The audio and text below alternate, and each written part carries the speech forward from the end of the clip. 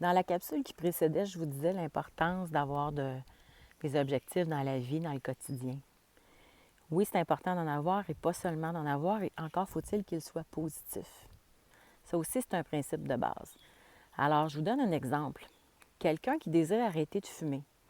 Si son objectif, c'est d'arrêter de fumer, il y a toujours une raison et un sens derrière chacun des objectifs.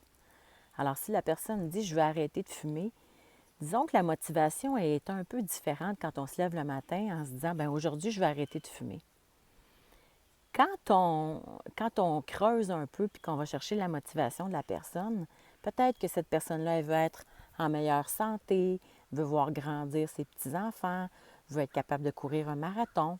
Et c'est ça qu'il faut aller chercher. Alors, on transformerait l'objectif négatif en un objectif positif qui pourrait être, bien moi ce matin, je me lève parce que je veux courir un demi-marathon.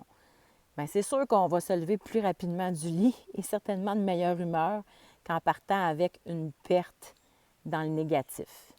Piste de réflexion sur l'importance d'avoir des objectifs positifs. Gotha Coaching.